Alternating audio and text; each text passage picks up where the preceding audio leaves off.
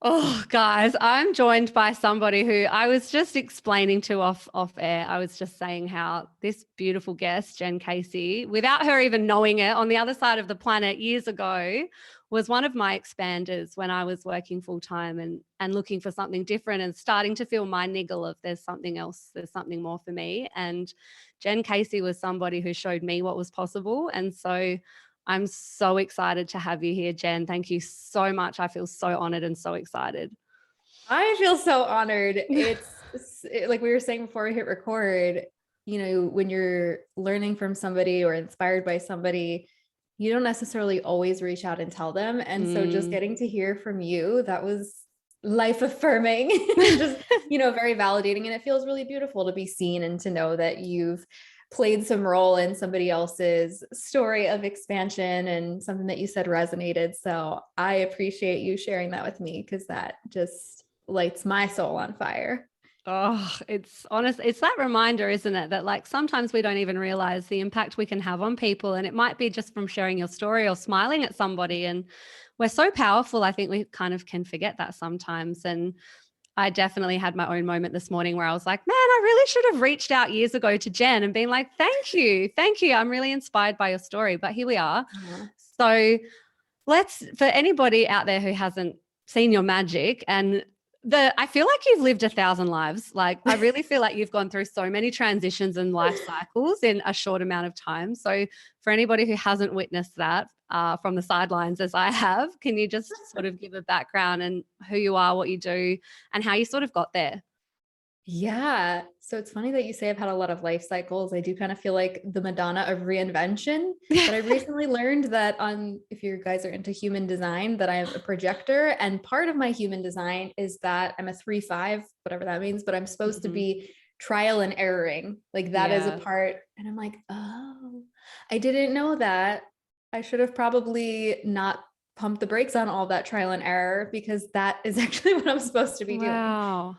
So, yeah, I'm Jen Casey, and I work with online coaches, service providers, and course creators who want to build and sell online courses and programs, all the way from the build and the marketing to the actual coaching and facilitation. And then I also do energy healing and clearing and breath work and all of this fun sort of spiritual stuff that has really helped me embody and expand and grow as a business owner and as a human that I just love and I'm so excited by.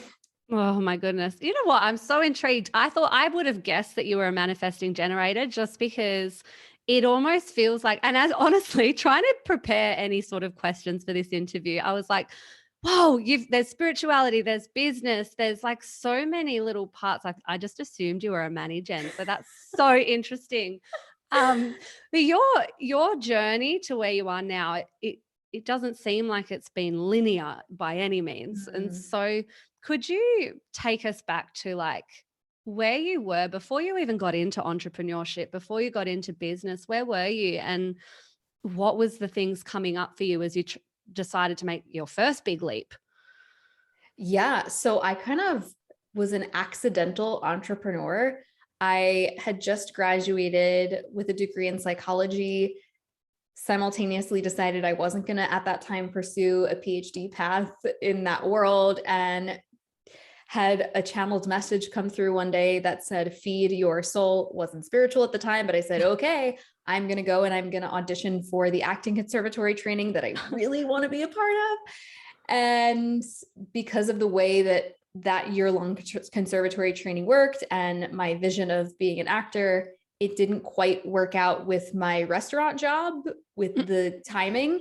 So I was like, I know, I will start an online business in this network marketing company. And at that time, it wasn't like network marketing was today. It was with Beachbody. You guys might be familiar with it. And I think it was maybe like a year into them having a network marketing thing. So this was not on the internet. Nobody used Facebook. Like there was no Instagram. It was like Twitter. And you would maybe just post about your day on Facebook, almost like a Dear Diary. And it was before DMs. So if you wanted to talk to somebody, you would just post on their story or on their feed, their homepage. I don't even know. It was a different different world. We And sound so so here I old right now. come. What's that? We sound so old right now. I'm like, guys, this is like over 10 years ago. And like, yeah, the online marketing space was just in its infancy. Like maybe some people were doing on email marketing. Some people maybe were figuring out how to custom code landing pages and, you know, building it out with HTML, but there was no plug and play. There was no templates. It was the wild, wild west of like nothing. So I roll up and I decide that I'm going to be a business owner. And I had recommended some products to a bunch of friends and they seemed excited about it. And so I had this hilarious idea that I was going to just make bajillions of dollars just by posting a link on Facebook to no audience at a time where Facebook was not what it was today. And to my disappointment, it was absolute crickets. Nobody was interested. I did not know how to sell. I did not know how to talk about my product. I was using copy and pasted things that the company had provided. And so then I had this grand plan that I was going to hang flyers around my college campus because we were just sort of like in June time. So we're kind of coming out of the year. And I went and I made them on Microsoft Word. I pulled some clip art. They were the most trash looking things ever. I sat there for hours. And you know how when you have the like pull a tab, I don't know if you guys, you know, where it's like got your name, your email, and your phone number. So I sat there and meticulously cut all these little tiny, all this little beautiful fringe at the bottom of every single poster, spent 2 hours hanging them. And I'm just kind of marching around feeling like a boss. And I wanted to go check on my work. So this was on a Saturday that I hung them. On Monday, I wanted to go check on my posters and just see how many people had pulled a tab. And to my utter horror, all of them were gone because I was in some violation of the school poster board thing that you need to like, get approval. And I was completely heartbroken. And this is my first like big entrepreneurial flop. And I was devastated. I didn't know what to do. And little did I know at the time that that was the first of many failed attempts of selling. Yeah. That's so interesting. And I find it so fascinating that you sort of like in that beginning phase, it was like, was there confusion for you with like, oh, it's psychology? No, it's art, it's arts and it's acting. Or actually it's an online business. Like, did you find it really hard was there ever a moment for you of like, what the heck am I here to do? What is this? What is my purpose? Oh, I still feel that. I'm still like, that has not gone away. I mean, I do feel some clarity, but there's still those moments where I'm like, do I just burn everything to the ground? Like, where are we going with this? What is the purpose? I have, you know, my moments of, where I just start asking these really big picture questions and then they get so big where you're like, okay, hold on, let's bring it back to earth for a moment. No, but yeah, you know, over the years, especially in the beginning, it was a big transition for me going from school where everything was a laid out plan. You do this many credits, you have this homework, you get this degree, punch it in like a math equation. And then all of a sudden, now I'm trying to navigate a new world of online business with nobody really knowing what they're doing. And that was incredibly frustrating at the time. And I didn't really quite know what the big vision was. I didn't know how it really fit in.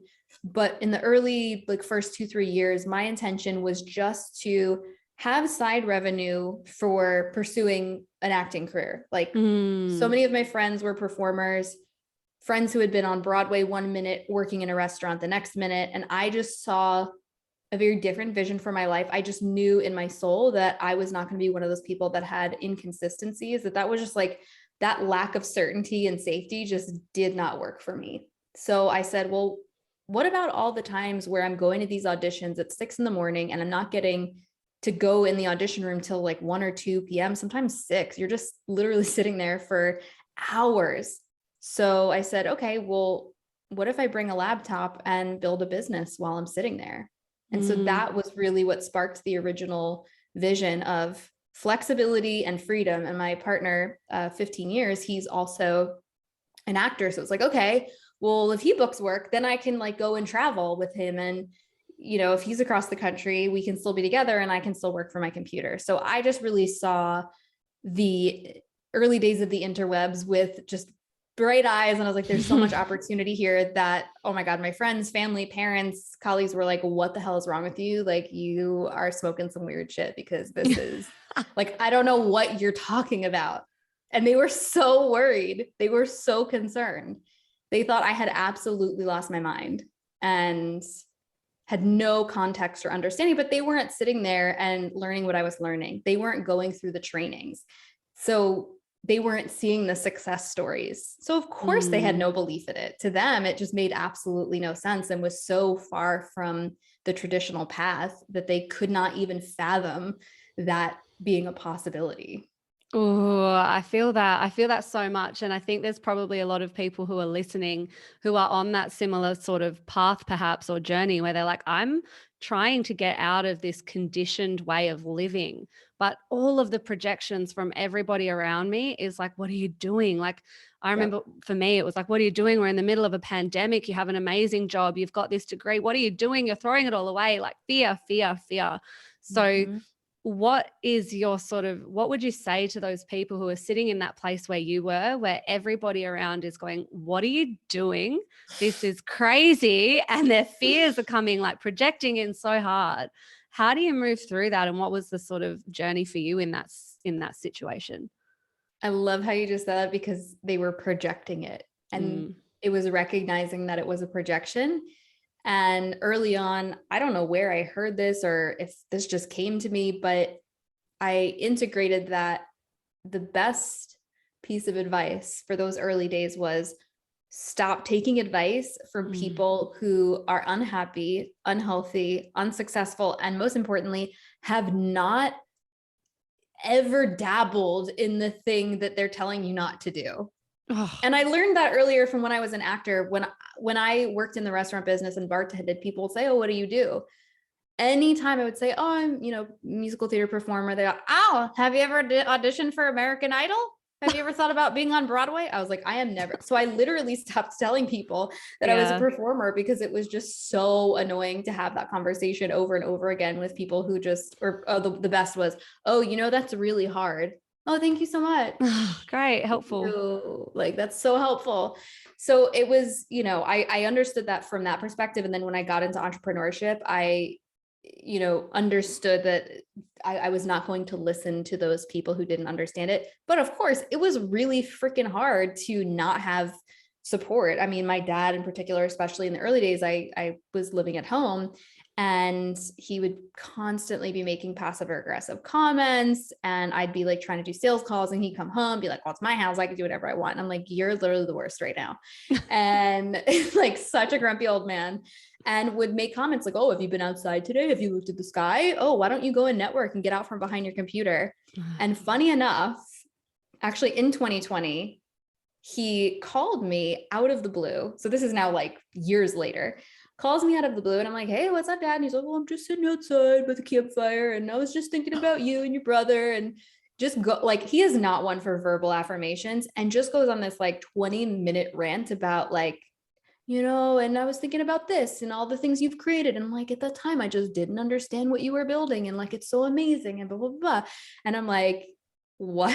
Like, I wish I recorded that so that I could put it on the podcast, so that other people could like just get to hear that and like get that healing, because I got that from him when I no longer needed it.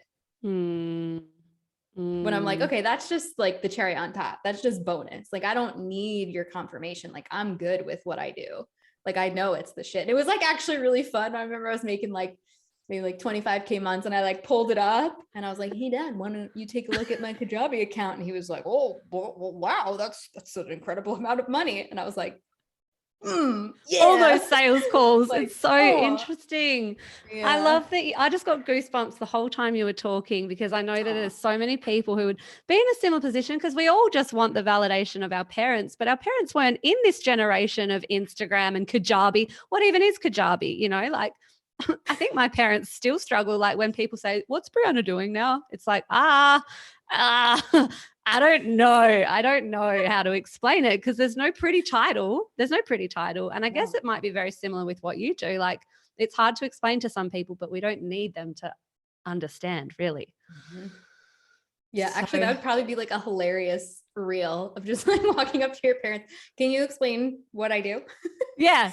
Imagine Explain to how my many audience people, what I I don't know, something on the internet, you make people happy. Who knows? But Yeah. it's so good that you've had that, it's come full circle for you. And I know a huge part of your journey, which like, it's my belief that like spirituality and business, they do go hand in, or it seems to be that you end up in the personal development world when you start a business because you can't help but you have to deal with your stuff that comes up, fear of what your family is saying, fear of being judged. What if my clients don't like it? What if I don't sell anything? So you have to do personal development. And then you kind of go into the world of spirituality because that sort of always lends itself. You go down one rabbit hole and it leads to another. Yep. And then the spirituality, it just expands your business. And like you've said, it tends to expand your bank account with it. So what's been your journey there with your journey of spirituality and reconnecting back to your intuition and your gifts and all of that? And how did that then manifest in your life and your business? I love this question. So what comes to mind first is, and I feel like this one quote perfectly frames up the journey. My friend and someone who was a longtime mentor, James Wedmore, he said to me that when he first started doing personal development, spiritual growth, it was all for the purpose and intention of growing the business. He's like, and now I grow the business so that I can do more spiritual growth and personal development. And I was like, yeah, Yes. I was like, that's it. And so I think that really perfectly encapsulates the transition and journey that I went on. Of in the beginning, it was, oh my God, how many books can I read? And how much can I learn? Because the more that I learn, the more I'm going to grow, because that's what we're told. Right. And so just consuming, 3-4 podcasts a day, some days in the early days, and just trying to cram it all into my brain. And it was all like, okay, this is what's going to help me make money. And that was, the early goals of like, just wanting to make it, just wanting to have that success. And it's shifted so much away from that really into this very expanded, like the business can be whatever it needs to be, as long as it supports like my happiness and my joy. And I have no interest in hustling. And like my priorities and my values have totally shifted as I've learned many, many difficult lessons over the years. But yeah, there's some, and you mentioned intuition. So that's something we can totally talk about as well. Cause there's so many hilarious moments where I just didn't listen to my intuition and was like, no, I'm going to do the opposite. That never worked out well. What does that feel like when you have your intuition? Sorry, I have to pick up on that, because when you said you had moments where you felt your intuition and you didn't listen to it, what does that feel like for you? So I recently learned that as on human design splenic authority, that the way that my intuition comes in, and I'm like, oh yeah, this is absolutely true. I just get I make decisions instantly. I get the hit instantly. Like some people, they need to go through an emotional thing and then make a decision. Some people need a whole moon cycle. For me, some people make it from their gut. No, I just hear it in my head. It's just a very calm yes or no. Or like, not right now. It's not a no, but it's not right now. Or it's a yes, but it's not right now. So I get very, very clear messages. And I think in the past, like, let's say, for example, somebody reaches out and says, I want to be on your podcast. And I'm like, ooh, something about this person just doesn't resonate with me. It's not a values match. I'm just like, ooh, I get like a knot in my stomach. And I'm like, it's a no. It's just obviously a no. Then I, maybe in the early days would rationalize and say, oh, but maybe they're okay. And, they have a similar following. So like, maybe it could be cool to collaborate with them, and maybe it's just give them a chance. And like, it just always would backfire. So yeah, just really learning how to listen to that. And it really started early on when I decided to leave my serving job. I have shared about this. I never really talk about this anymore because it was so early on, but this kind of cycle of change. And I think your audience may resonate with this, but you get that intuitive hit, or you get that confirmation. Okay, this is what I need to do. I go through that phase of, okay, I feel uncomfortable in my current setting or around these people or in this job. And then that discomfort sort of becomes maybe frustration. And then it builds to the point where you hit a threshold. And then there's you get to the point of the threshold, and then there's an opening. The door opens and you get to walk through and say, this was my moment. I quit. I'm leaving. We're done. I'm breaking up with you. I don't want you in my life anymore. I'm starting, the journey to better health and wellness tomorrow, like whatever that threshold is. But for so many of us, we hit the threshold, we have a meltdown, and then the next day we wake up and we just start over. Right? We let a little steam off, and then it resets. And because we don't pull the trigger, we don't make the decision. And so I spent 8 years working in a restaurant, all like alongside my entrepreneurial journey and going through college and everything.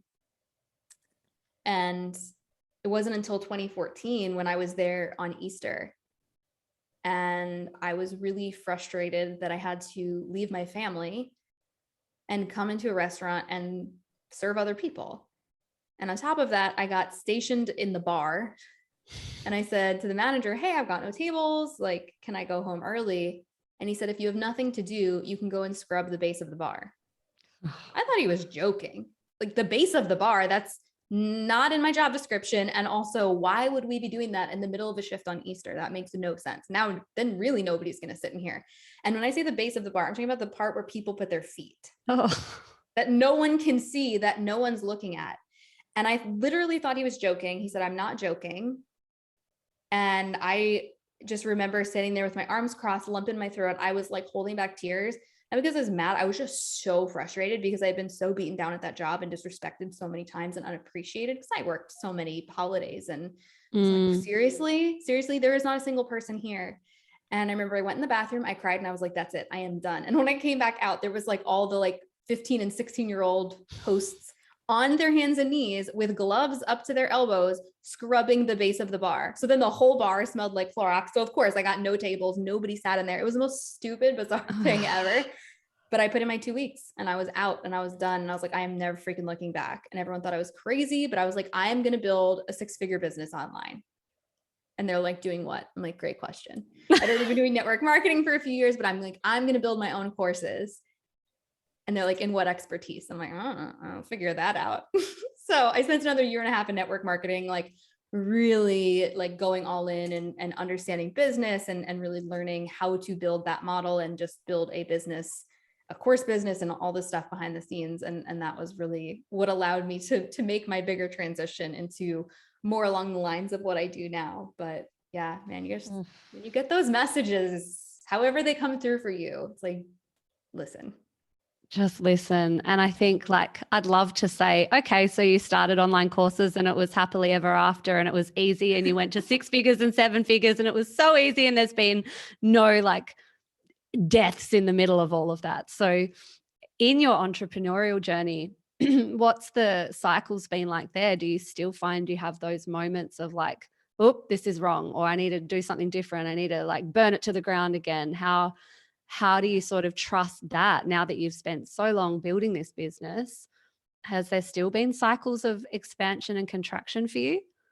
Oh my gosh, absolutely.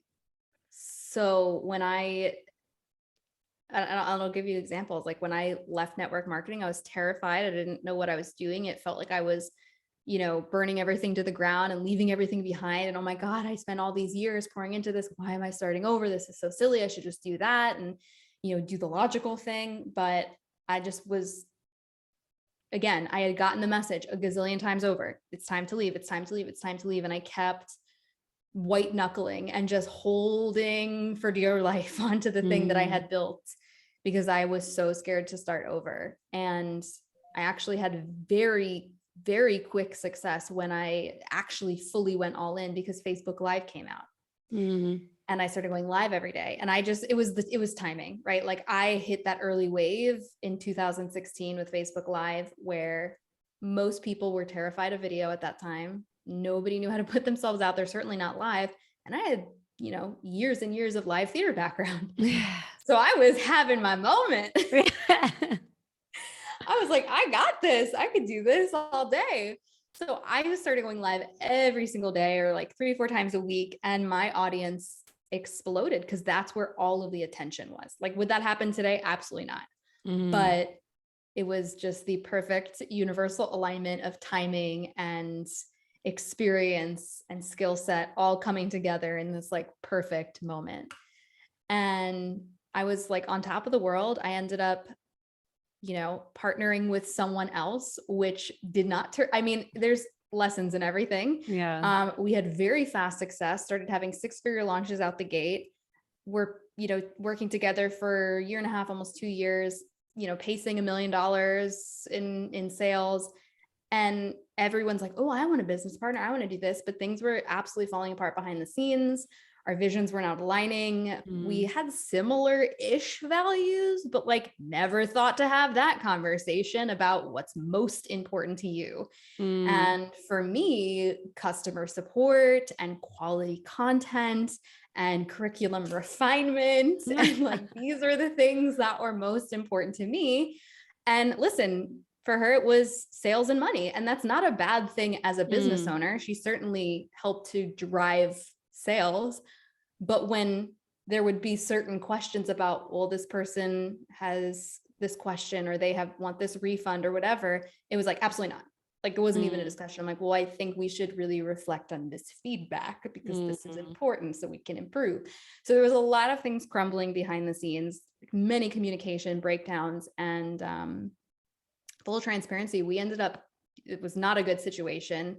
We ended up canceling a launch mid-launch and refunding $200,000, which was so fucking stupid.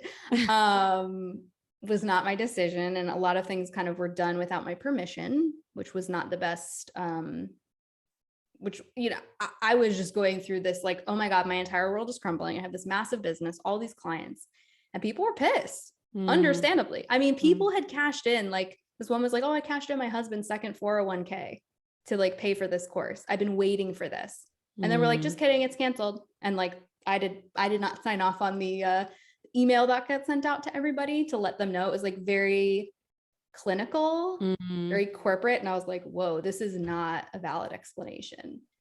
Like, this is not okay. And so I was kind of behind the scenes with a team member, picking up the pieces of that and just, dismantling that business. And that was awful. And I was like, what do I do now?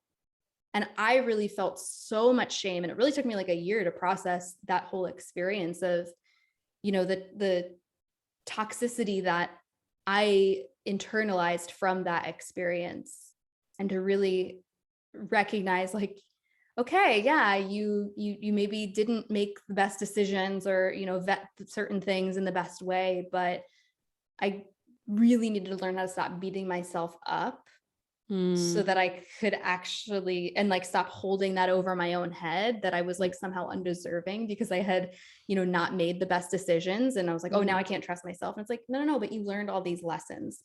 So there was definitely some like big moments. That was definitely the worst one, but it was very humbling. And I will say too, just last thing to add to that, at that time, I think I felt like I was on top of the world and like had quote unquote made it, like whatever the hell that means. It was like, look, I have this like proof financially that like I'm finally like worth listening to or respecting or whatever I thought at that time. And then that was gone overnight. And I had to wrestle with this identity that, all this imposter syndrome, like, wait, people look up to me. They, I got into this high level mastermind. I'm like with the best in the industry. And I'm like, oh my God, like I don't belong here. I don't have a business anymore. Yeah. Did all of the things that I did with that business partner not count because it no longer exists? And so I went on this journey of like really deep personal growth and just like figuring out like, who am I by myself? What do I really want to create? What do I really stand for? What lights me on fire? How do I want to run this business? And and it completely changed everything that I that I believed about myself and about business in a really difficult, but really beautiful way.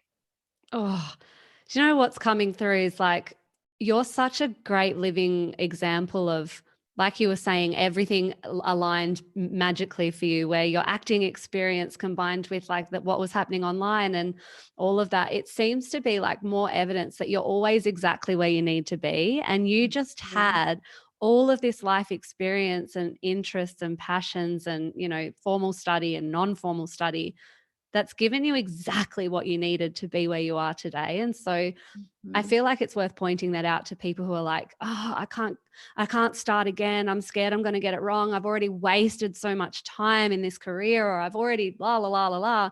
You could have easily gone down that path, but it's all come with you and it's created Mhm. everything you ever needed. And so that is really beautiful just to see, and to see how it's all kind of brought you where you needed to be. And you Yeah. sort of said, your beliefs about business are so different now, because it used to be very much tied to money or how much your launches were. And I know that it's so easy to do that when you've got an online business. You can put all your worth into how much your launch did or how many followers you have. And that, I assume, when it's all taken away, is very, very hurtful and painful. So Mhm. what out of where you're at now, where are you at with your beliefs about life and business now? Hmm. So now, like back then, it was like you were saying, all about the numbers and the followers, and also like I had this compulsion that I was like, oh, I have to respond to any question that lands in our Facebook group within an hour. Like I Mm, have to be there because I just wanted to like support them to the nth degree. But I was disempowering them by not giving them any time to actually think about it themselves. And nowadays it's like, I'm yeah. gonna give you a little time. And then they find the answer themselves, right? So I was like micromanaging that and really just working so many hours. And Mm, now I spent so many years behind a computer pouring everything that I had into other people. And now I really like my beliefs that have changed is like, I can't do any of that because I totally burn myself out. That I am useless if I don't pour into myself first, which is kind of like, you gotta pour, how is cup filled is your cup, right? But it's true. And, for me, I think that really shifted the way that my relationship with work. In the early days, my fiance would be like, okay, like put down your phone or dinner, or like he would come over to my computer and be like, the office is now closed. It'd be 11 o'clock at night. I'm like, no, no, no, no, no, no, no, I just have to do this other thing. And I would just yeah. like work until like late into the evening. And like now I'm like, I don't want to work. I want to be outside in the grass. Like, I want to go play with a drum and sing. So I think I just have sort of reprioritized what actually brings me joy by letting go of the need to impress other people, the need to like get significance out of my clients' wins. And I don't know, I just have a much healthier relationship with work. But I also feel like that's an industry thing. In the early days, there was such a big movement of hustle mentality, wake up at 5 a.m., get it done, no excuses. Like, and I used to post that kind of crap, even as a health coach, like everyone has the same 24 hours in a day. Like, Ugh. nah, that's not true. Like a mom of 5 kids, and you, Jen, as like a 20 something, who's living with their parents, you don't have the same responsibilities and the same hours. Mm. So just, really just seeing a much wider scope of the world and business, and just realizing that there's so much more to life. Oh, such a breath of fresh air. And as you stabilized that belief, I'm sure you do all the subconscious reprogramming, and I know Oh that you're yeah. big on that. So you've obviously done the work to stabilize this new belief that like I can have fun and have joy and sit outside in the grass with my drums, and my bank account won't be affected, or the money won't, so what has that been the case for you, having all of this fun and prioritizing your joy? I know a lot of people would be thinking, oh my God, but how am I going to make money? And my business is going to go backwards. And like, if I just played the drum all day, what would happen to my business? Like, what's been your experience there? So it's not all day playing the drum. It's not that I don't work at all. I mean, for me, it was really about, okay, how do I build systems on the back end that will actually support what I want to do? And so like, okay, like, can we really dial in some of these ads for these baby offers? And can we have these funnels working for us? And it's not a perfect system. It's always changing. The Facebook ads are always changing. Instagram's changing like crazy. So it's not like set it and forget it. But I think for me, I'm far less concerned about, I feel like a lot of coaches in the early days get very obsessed with, oh, I made 10K this month, so now I have to make at least 11K next month or it's a failure, and like always leveling up. And I'm like, I mean, oh, okay. Like I'm good. Like I've been there, done that. And like, I'm grateful to have success and to have amazing opportunities. And I also do work very intentionally, and I do put in late hours occasionally when I need to, like when I'm working on maybe like a sales page or something, because I love building sales pages, such a weirdo. I'm like, no one would take my sales pages from me. Like I might stay up till like 2 a.m. and do that. So it's not like I am just floating around in the ocean or the grass or whatever, but it's just about finding that balance for me and actually creating space for that. Because I literally would not go work out. I would not leave my computer. I would eat lunch at my computer and be, 10, 15 hours in the early, like those days where I was having all this outside success and everyone's saying, oh my gosh, I want to be like you. I'm like, no, like this is not working. And as a projector, human design especially, like that doesn't work. Like we're not supposed to be doing all the time. Like rest is a very important part of that. So I've really been leaning more into that in more recent years, and just creating space for joy and rest, and just actually even saying like, what do I want? Like, what would fun be? Because I feel like I've talked to a lot of entrepreneurs who they don't have hobbies, because they just end up turning all their hobbies into other businesses. Or they're like, oh, I'm going to knit. Okay, I should make a reel about how I knit and post that for my fun. Like, but what is just for you? Yeah. What is just for you? Oh, I could speak to you for hours. I love your brain. I love your story. I love your soul. Your energy is just so warm and so kind. And so I can't thank you enough for having this conversation today. And I have one last question that I'd like to ask as we wrap up. And that is for a little younger version of Jen Casey, a version of Jen Casey on her most difficult day, on her hardest day. What would be the message you have for little Jen Casey? I love this question. I'd say, little Jen Casey, this day does not define you. Oh, I feel like I could cry. There's multiple times in this where I'm like goosebumps all over my arms. I've got my arms hairs sticking up. So thank you so much for that. I honestly just, I love what you do. And I know that the listeners are going to absolutely love this. Where can they find you to find more of your amazing, or everything that you do? So you can find me over on Instagram. That's where I hang out the most, at Hey Jen Casey, but I'm Hey Jen Casey everywhere. That's my website as well. And then the CEO Psyche podcast, which is amazing, guys. I've been listening to it all morning. I loved especially your guys. Go and listen to you were talking about your spiritual journey in the last couple, and it's bloody amazing. So guys, go have a listen. After you've listened to this, go over to Jen's podcast. Thank you. Thank you for being here.